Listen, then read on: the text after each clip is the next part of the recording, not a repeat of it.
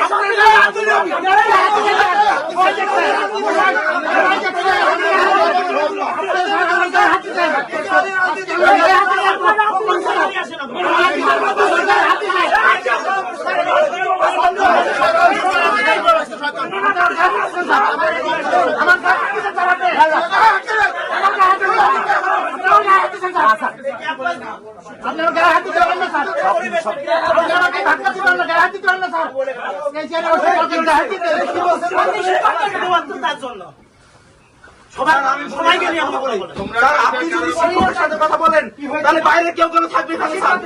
আপনি যদি শিক্ষকদের সাথে কথা বলেন, বাইরে কেউ কেন এখানে থাকবে?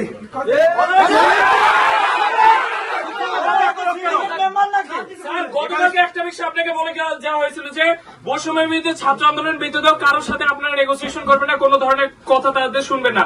আজকে ছাত্রদের সাথে যখন বক্তব্য হচ্ছে তখন বাইরে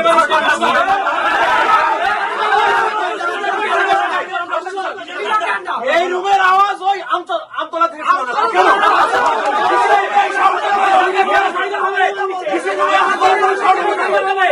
এইখানকার আওয়াজ চলে যাচ্ছে আমতলা পর্যন্ত। না, আমি তো থামাচ্ছি এদেরকে। আমি মনে হচ্ছে এই ধৃষ্টতা কার এত?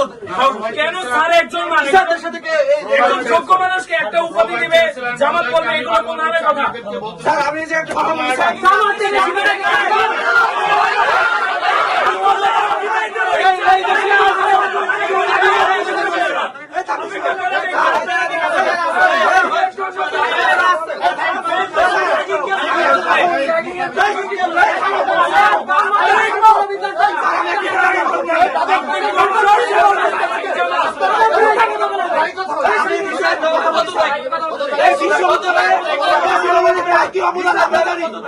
বিশ্ববিদ্যালয় প্রশাসনের সিদ্ধান্ত নেবে। সেই সিদ্ধান্তের বাইরে কেউ যদি কথা বলে, কোন কর্মকর্তা হোক যে হোক না কেন, আমি তার গোলা দিলে হত্যা করবো তাকে। যে আন্দোলনে যে কর্মকর্তা এখন চিল্লাচিল্লি করতেছে, আমি তাদের অবস্থান জানি। এই বিশ্ববিদ্যালয়ে, এই কুষ্টিয়া এবং ইসলাম বিশ্ববিদ্যালয়ে আমি এক হাতে আন্দোলন প্রচারণ করছি। সহযোগিতা নিয়ে আমরা চলতে চাই, কিন্তু কেউ যদি এই সহযোগিতার যে মনোভাবকে কেউ যদি দুর্বলতা মনে করে, তার আমি গলার নালি ছেড়ে ফেলে দেবো। বিশ্ববিদ্যালয়ের প্রশাসনের সাথে এরকম দুঃসাহস করার সাহস কি করে? আপনি বিগত 2টা মারামারি হয়েছে, তাদের ভিতর কোন শাস্তিমূলক ব্যবস্থা হয়নি। আপনি সব কিছু নেই, আমার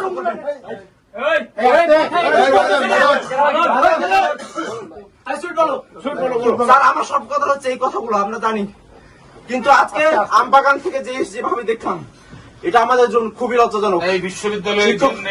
এই বিশ্ববিদ্যালয়ের জন্য খুবই অপমানজনক ঘটনা।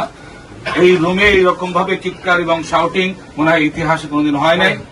আমার ধারণা, আমি তো জানি না, আমার ধারণা আমি সবাইকে করার চেষ্টা করেছি, কারণ আমরা যেটা কালকে এই 3 জন আমরা প্রশাসনের সবসময় বলেছি যে আমরা চুপ থাকি, আমরা সবার কথা শুনি, আমরা কাজ করছি, কিন্তু এরকম ঘটনা হয়ে।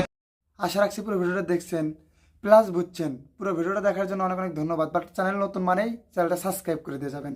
ধন্যবাদ।